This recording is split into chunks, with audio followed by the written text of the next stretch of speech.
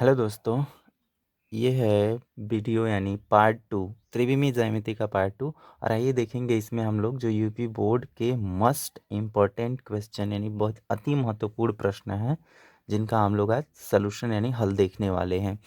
चलिए देखते हैं कि यूपी बोर्ड में कैसे क्वेश्चन पूछे जाते हैं। जितने भी क्वेश्चन हैं एनसीईआरटी के हैं, ठीक है ना, एनसीईआरटी से लिए गए हैं और कभी भी जब पेपर बनता है तो एनसीईआरटी से ही बनता है। चलिए देखते हैं इन क्वेश्चनों को पहले कैसे सॉल्व करेंगे।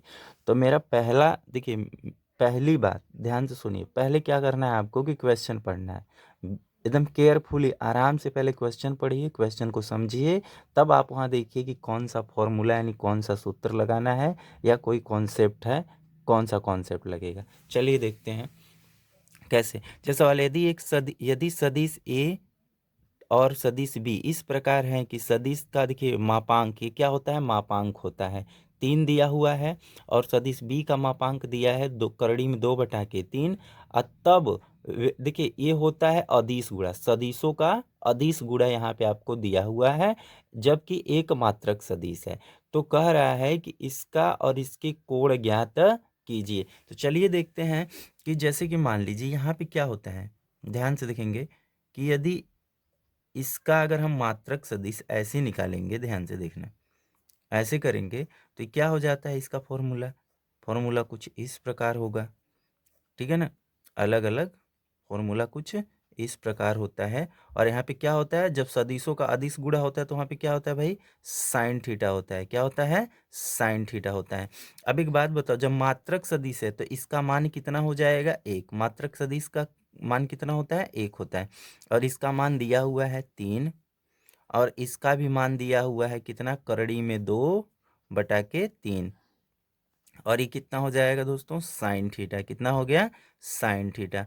अब आप बताओ, 3 से 3 काट देंगे और इस 2 को यहाँ बटा में ला देंगे, तो इसको हम ऐसे लिखेंगे कि sine theta, sine theta mod, इसको बोलते हैं मॉड या मापांक ही बोल सकते हैं, साइन थीटा 1/√2, 1/√2। अब एक बात बताओ कि साइन थीटा की जो वैल्यू होती है, यानी कि साइन में थीटा का क्या मान होगा जिससे कि इसका मान 1/2 आए, तो भाई होता है साइन 45 अंश यानी पाई/4। साइन से साइन कट जाएगा तो थीटा इज इक्वल टू कितना हो जाएगा यहाँ पे आपका, पाई/4, यानी थीटा का मान कितना होना चाहिए, पाई/4, तब जाके आपका क्या होगा, यह एक मात्रक सदिश होगा। आई होप सो कि समझ में आया होगा, ठीक है ना, कुछ नहीं करना था। ये इसका मान कितना होता है, कभी भी मात्रक सदिश यदि आपको दे किसी का भी मात्रक सदिश तो उसका मान 1 होता है। चलिए नेक्स्ट क्वेश्चन की बात करते हैं। नेक्स्ट क्वेश्चन हमारे पास, चलिए देखते हैं तीसरा क्वेश्चन कैसे क्या कर रहा है। यदि यदि दो सदिश ए और बी के बीच का कोण थीटा हो, देखो सदिशों का सदिश गुणन का मापांक और सदिशों का अदिश गुणन का मापांक, ठीक है ना, बराबर है आपस में, तो क्या करेंगे, देखो इनको हम ऐसे लिखेंगे, इनको हम क्या लिखेंगे, व्यक्त पहले इनको हम ऐसे लिख लेते हैं, पहले जो सवाल है पहले उनको हम लोग लिखेंगे, ऐसे कर लेते हैं, ठीक है, फिर उसके बाद हम लोग इसको लगाएंगे, क्या होगा इस सवाल का मतलब।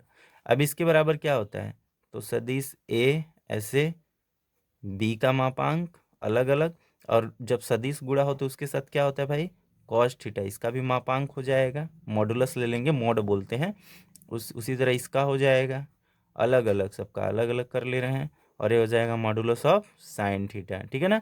अब एक बात बताओ, ये चीज़ और ये चीज़ सेम है, कट गया, तो कॉस थीटा और साइन थीटा, तो अगर अगर हम बोले कि कॉस थीटा से यदि इधर भागा देंगे तो क्या आने वाला है, मॉड ऑफ टेन थीटा हो जाएगा, मॉड ऑफ टेन थीटा हो जाएगा। अरे sine theta by cos theta क्या होता है, टेन थीटा होता है, इज इक्वल टू 1।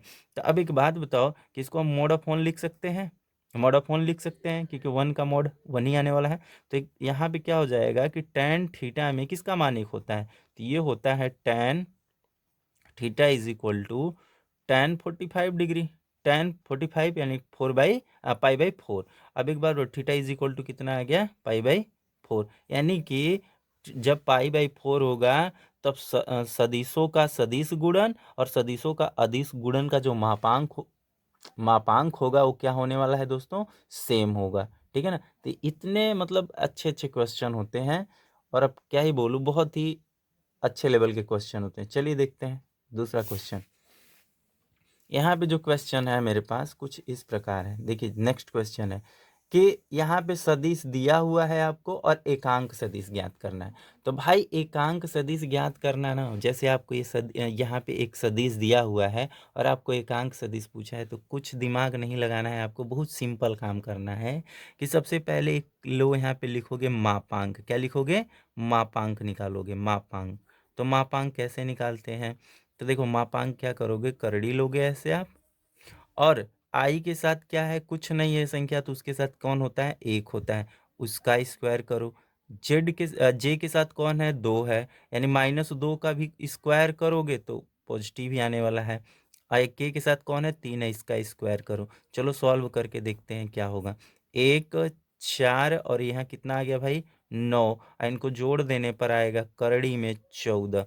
अब लिखोगे इकाई, एकांक सदिश या इकाई सदिश। एकांक सदिश या इकाई सदिश हमसे पूछा है, तो लिख लेंगे इकाई या एकांक सदिश। करना कुछ नहीं है, इस करड़ी में 14 से प्रत्येक दिशा में भाग दे देना है, ठीक है ना, क्योंकि दिशा में एकांक सदिश पूछा है, तो क्या करना है, प्रत्येक में भाग। जैसे आई बटा के करड़ी में 14, अलग अलग करके लिख दोगे तो भी अच्छा है, एक साथ करके लिख दोगे तो भी अच्छा है। करड़ी में 14 प्लस 3 के करड़ी में 14, ये मेरा हो गया एकांक सदिश। या ऐसे भी तुम लिख सकते हो भाई कि आई -2j प्लस 3k होल बटा के करड़ी में 14। तो इस सवाल का ये हो गया एकांक सदिश। आई होप सो कि समझ में आ रहा होगा। चलिए एकांक सदिश निकालना सीख लिया। अब देखिए नेक्स्ट क्वेश्चन क्या हमारे पास है, कह रहा है कि देखो आई डॉट जे के, यानी अदिश गुणा है, ये है, ये है, ये है। तो सबसे पहले भाई आओ देख लेते हैं कि आई आस क्रॉस, इसको क्रॉस, अगर आई क्रॉस जे हो तो उसके लिए हम लिखते हैं के। क्या लिखते हैं? के होता है। यदि जे क्रॉस के हो तो उसके लिए होता है आई होता है, ठीक है ना, कैप हम नहीं लगा पा रहे हैं, ठीक है ना। और के क्रॉस आई हो तो उसके लिए होता है जे होता है। तो जहाँ जहाँ है वहाँ पर लगाते हैं, यानी आई, यहाँ पे क्या हो जाएगा भाई, यहाँ पे हो जाए डॉट, सॉरी डॉट आई हो जाएगा, ठीक है ना, प्लस जे डॉट जे हो जाएगा, और यहाँ पे क्या हो जाएगा, के डॉट के हो जाएगा। अब एक बात बताओ कि सेम दिशा के बीच में कोण कितना होता है, तो 0 डिग्री का कोण होता है। और सदिश गुणा में क्या होता है, कास होता है, तो यानी कि कास 0 प्लस इसमें भी क्या हो जाएगा, कोण का मान कास 0 प्लस इसमें भी क्या हो जाएगा, कोण का मान कास 0। मैं आपको बस समझा रहा हूँ, नहीं के लिए डायरेक्ट यहीं पे क्या होता है भाई, 1 होता है, लेकिन हम आपको यहाँ पे cos 0 बताए क्योंकि आई और आई के बीच में जो कोण होगा 0 होगा, और सदिश गुणा में क्या होता है, कास होता है, तो कास 0, कास 0, तो यहाँ पे होगा 1 + 1 इज इक्वल टू कितना हो गया, 3। वरना आप यहाँ पे भी लिख सकते हैं इसका मान 1 होगा, इसका मान 1 होगा, इसका मान 1 होगा, ये तो फॉर्मूला है, ठीक है ना। तो यहाँ पे हो गया आपका आंसर 3। अब चलिए नेक्स्ट क्वेश्चन की बात करते हैं। ज्ञात कीजिए कि ए के किस मान के लिए सदिश ए तथा सदिश ये जो है संरेख है। तो संरेख का मतलब कि जैसे कि मान लो ये हो गया और ये हो गया और एक ही लाइन में आ रहे हैं, ठीक है ना, एक ही लाइन पर एक ही रेखा पे आ रहे हैं। तो संरेख की जो प्रॉपर्टी होती है, जो मतलब कि जो इनके प्रमेय होते हैं, जो नियम होते हैं, वो ये कहता है कि संगत सदिशों का अनुपात, संगत सदिश जैसे आई के गुणांक का आई के गुणांक से अनुपात, जे के गुणांक का जे के गुणांक से अनुपात, और के गुणांक का के गुणांक से अनुपात क्या होना चाहिए, बराबर होना चाहिए। यदि बराबर है तो संरेख है, ठीक है ना। तो चलो देखते हैं संरेख की प्रॉपर्टी, यानी आई का यहाँ पे गुणांक क्या है, 2 है, यहाँ पे आई का गुणांक कितना है, ए है। चलो बराबर करते हैं, यहाँ पे कितना है, -3 है, और यहाँ पे कितना है, 6 है, और यहाँ पे कितना है, +4 है, और यहाँ पे कितना है, -8 है। अब एक बात बताओ, हमें ए से मान पूछा है ना, ए का मान पूछा है, तो हम किसी इससे ले लेते हैं, इसी किसी एक से तुलना करा देते हैं। चलो हम इसी से ले लेते हैं, तो 2 बटा के ए अब बराबर -3/6। एक बात बताओ, इसको हल करेंगे तो कितना आएगा, -1/2 यहाँ पे आ रहा है, यानी अब नेक्स्ट हम क्या लिखेंगे यहाँ पे, 2 बटा के ए बराबर -1/2। 2 का गुणा इधर कर देंगे, a का गुणा इधर कर देंगे, तो -a बराबर 4। तो a बराबर कितना हो गया? -4। यानी कि यहाँ पे हम लिखेंगे आंसर a बराबर -4 के लिए क्या होगा? ये जो दोनों सदिश हैं आपस में संरेख होंगे। आई होप सो कि समझ में आया होगा आपको। ठीक है, तो मिलते हैं नेक्स्ट वीडियो में पार्ट 3 में और ऐसे ही मज़ेदार क्वेश्चन के साथ। तब तक के लिए बाय बाय।